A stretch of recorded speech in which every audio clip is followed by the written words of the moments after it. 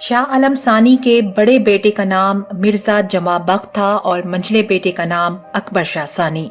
जमा बख्त ही असल में वली अहद था, लेकिन चूंकि उसका इंतकाल शाह आलम सानी की जिंदगी ही में हो गया था, इसलिए अकबर शाह सानी शाह आलम सानी के इंतकाल के बाद तख्त नशीन हुए। तारीख में लिखा गया है कि शाह आलम सानी के जमाने तक अंग्रेज मुगल बादशाह और इसके दरबार की ताजीम किया करते थे और उस वक्त मुगल दरबार में दिल्ली के रेजिडेंट की हैसियत एक मामूली अमीर से कुछ ज्यादा न थी। लेकिन अकबर शाह सानी के जमाने में अंग्रेजों की सियासी रेशा दवानियां तेज हो चुकी थीं और अंग्रेजों की कोशिश यही थी कि दिल्ली की बादशाहत रफ्ता रफ्ता खत्म हो जाए। इस आखिरी किस्त में आपको बताएंगे कि कैसे अंग्रेजों ने बरसगीर पाक हिंद से मुकम्मल तौर पे मुगल सल्तनत का खात्मा कर दिया और खुद खिते के हुक्मरान बन बैठे। आप देख रहे हैं ट्रू इन्फो नेटवर्क और मैं हूँ आमना गुल।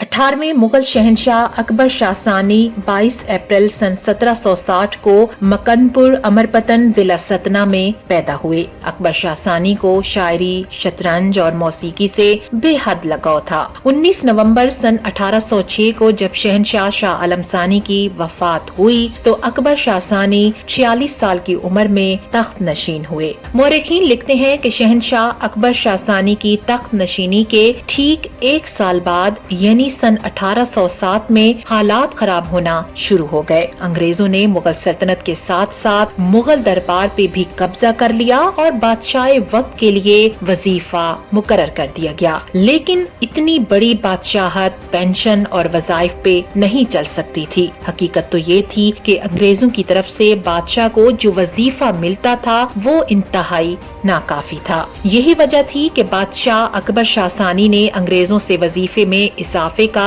जहां मुतालिबा किया, वहीं इस सिलसिले में हुकूमत ऊद की मदद भी हासिल करने की कोशिश की। सन 1812 में शहंशाह अकबर शाह सानी की वालिदा कुत्सिया बेगम और साहबजादे मिर्जा जहांगीर किसी बहाने से लखनऊ पहुँचे और वहाँ पहुंचकर नवाब वजीर को अपनी मदद के लिए आमादा करने की कोशिश की। अंग्रेजों ने इस कारगुजारी के जवाब में बादशाह के अलाउंस में उस वक्त तक के लिए इजाफे से इनकार कर दिया जब तक कि वो अंग्रेजों की शराइत पर मुकम्मल तौर पर कारबंद न हो। यूं बादशाह वक्त को तमाम मामला से बेदखल कर दिया गया, यहाँ तक कि बादशाह को ये इख्तियार भी नहीं रहा कि वो अपना वली अहद या जानशीन खुद मुकर्रर कर सके। नौबत यहाँ तक पहुँची कि मुगल दरबार के मुलाजमीन को माहवार वजीफे देने के लिए कुछ भी न बचा। आखिरकार अकबर शाह सानी ने सन 1830 में मशहूर बरहमो समाजी लीडर राजा राम मोहन राय को राजा का खिताब देकर अपना सफीर मुकर्रर करके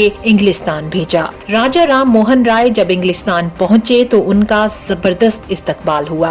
वो एक दानिश्वर थे, लेकिन जिस मकसद के लिए वो इंग्लिस्तान गए थे उसमें उन्हें कामयाबी हासिल न हो सकी। जब राजा राम मोहन राय के मिशन का इल्म अंग्रेजों को हुआ तो उनके दिल में अकबर शाह सानी की तरफ से और बदगुमानी पैदा हो गई, जिसके बाद अकबर शाह सानी ने अपनी जिंदगी के बाकी दिन लाल किले में कैद एक बेजारो मददगार इंसान की तरह पूरे किए। वो दिल्ली के तख्त पर 31 बरस रौनक अफरोज रहे। उनका इंतकाल सितंबर सन 1837 में हुआ। अकबर शाह सानी की मौत के बाद उनका बेटा अबू अल मुजफ्फर सराजुद्दीन मोहम्मद बहादुर शाह गाजी तख्त नशीन हुआ। बहादुर शाह जफर अकबर सानी की हिंदू नजाद बीवी लालबाई, जो कि एक राजपूत खानदान से थी, के बतन से 24 अक्टूबर सन 1775 में पैदा हुए। शहनशाहों के घर पैदा होने वाले बच्चे की तालीम और तरबियत शहजादों की तरह होना एक लाजमी अमर था। हाफिज मोहम्मद खलील ने शहजादे को कलाम मजीद पढ़ाया। तालीम के फराइज हाफिज इब्राहिम ने सरंजाम दिए और उन्होंने ही शहजादे को फारसी, इंशा परदाजी और अरबी की तालीम से भी सरफराज किया। बहादुर शाह जफर की इब्तदाई तालीम और तरबियत अपने दादा शाह आलम सानी की जेर सरपरस्ती हुई। शायरी और फन खत्ताती का शौक भी दादा की तरबियत का ही नतीजा था। बहादुर शाह जफर के वालिद अकबर अकबर शाह सानी भी शायर थे और शुआ तखल्लुस किया करते थे, जबकि उनके दादा शाह आलम सानी भी एक शायर थे और आफताब तखल्लुस किया करते थे। गोया बहादुर शाह जफर को शेर व सुखन की नेमत अपने अजदाद से विरासत में मिली थी। बहादुर शाह जफर खानदान मुगलिया के आखिरी बादशाह और उर्दू के एक बेहतरीन मायानाज शायर थे। इब्राहिम ज़ौक़ के शागिर्द थे। ज़ौक़ की वफात के बाद मिर्जा गालिब से शायरी में रहनुमाई हासिल किया करते थे। जनवरी सन 1810 में बहादुर शाह जफर को वली अहद के मर्तबे पर फाइज किया गया। बहादुर शाह जफर की माँ चूँकि एक राजपूत थी, शायद यही ताल्लुक राजपूतों से मोहब्बत और गुर्बत का था, जिसके बायस बहादुर शाह जफर ने सन 1825 में नवाब अहमद कुली खान राजपूत, जो के भटनीर के एक जागीरदार थे, उनकी बेटी से शादी की। बहादुर शाह जफर 30 सितंबर सन 1837 को, जबकि उनकी उम्र 63 साल थी, तख्त शाही पर बराजमान हुए। उस वक्त मुगल बादशाहत कमजोर से कमजोर तर और अंग्रेज ताकतवर हो चुका था। रफ्ता रफ्ता अंग्रेज दिल्ली पर मुकम्मल तौर पर काबिज हो गया। बहादुर शाह जफर भी अपने अजदाद की तरह एक कठपुतली हुक्मरान थे। तमाम तर इख्तियारात अंग्रेजों के हाथों में थे और बहादुर शाह जफर की हुकूमत ढंग आलम से पालम तक ही थी।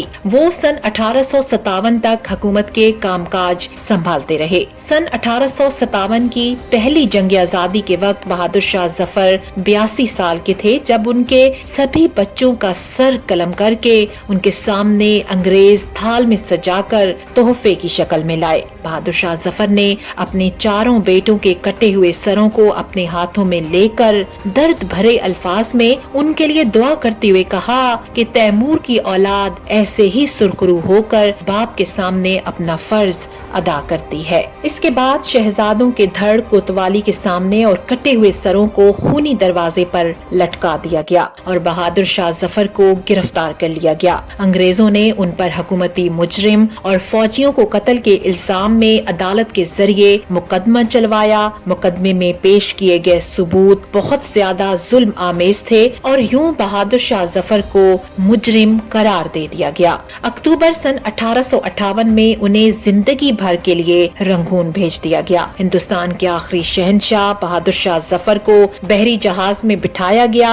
ये जहाज 17 अक्टूबर सन 1858 को रंगून पहुंचा। शाही खानदान के 35 मर्द और खवातीन भी ताजदार हिंद के साथ थीं। तारीख में लिखा गया है कि कैप्टन नेल्सन डेविस, जो कि उस वक्त रंगून के इंचार्ज थे, दुनिया की तीसरी बड़ी सल्तनत के आखिरी फरमारवा को साथ लेकर अपनी रिहाइशगाह पहुंचे। बहादुर शाह जफर कैदी होने के बावजूद एक बादशाह थे और कैप्टन नेल्सन का ज़मीर ये गवारा नहीं कर रहा था कि वो बीमार और बूढ़े बादशाह को जेल में डलवा दे। मगर रंगून में कोई भी ऐसा मकाम नहीं था जहां पर बादशाह बहादुर शाह जफर को रखा जा सकता। वो रंगून में पहले जिलावतन होने वाले बादशाह थे। नेल्सन डेविस ने इस मसले का हल यूं निकाला कि ताजदार हिंद, जिले सुबहानी और तैमूरी लहू के आखिरी चश्मो चराग को अपने गैराज में ही कैद कर दिया। बहादुर शाह जफर 17 अक्टूबर सन 1858 को इस गैराज में पहुंचे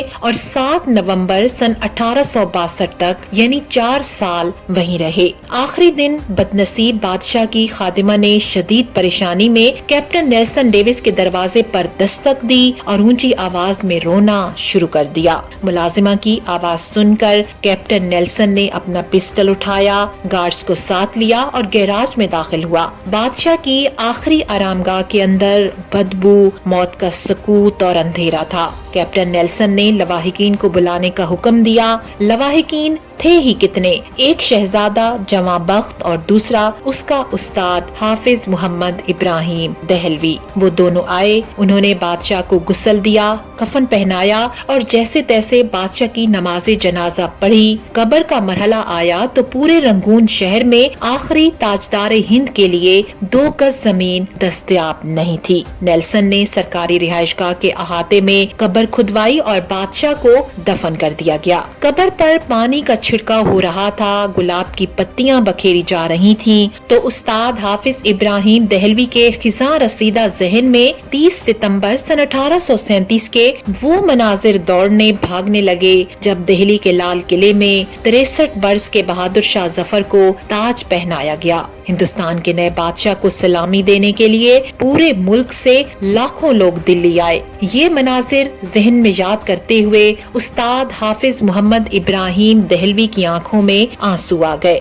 उन्होंने जूते उतारे, बादशाह की कब्र की पायंती में खड़े हुए और सूरह तौबा की तिलावत शुरू कर दी। ये कुरान मजीद की तिलावत का एजाज था या फिर उस्ताद इब्राहिम दहलवी के गले का सोज? कैप्टन नेल्सन डेविस की आंखों में भी बेइख्तियार आंसू आ गए। कैप्टन डेविस ने हाथ उठाए और इस गरीबुल वतन कब्र को सल्यूट पेश किया और इस आखिरी सल्यूट के साथ ही मुगल सल्तनत का सूरज हमेशा हमेशा के लिए गुरूब हो गया। नाज़रीन कराम, आप अगर आज भी कभी रंगून जाएं तो आपको डेगन टाउनशिप की कच्ची गलियों की बदबूदार झुग्गियों में बहादुर शाह जफर की नस्ल के खानदान मिलेंगे। ये आखिरी मुगल बादशाह की असल औलादें हैं, मगर ये औलाद आज सरकार के वजीफे पर चल रही है। ये कच्ची जमीन पर सोते हैं, नंगे पांव फिरते हैं, मगर ये लोग इस बेचारगी के बावजूद खुद को शहजादे और शहजादियां कहलवाते हैं। ये लोगों को अहद रफ्ता की दास्तानें सुनाते हैं और लोग कह के लगाकर रंगून की गलियों में गुम हो जाते हैं।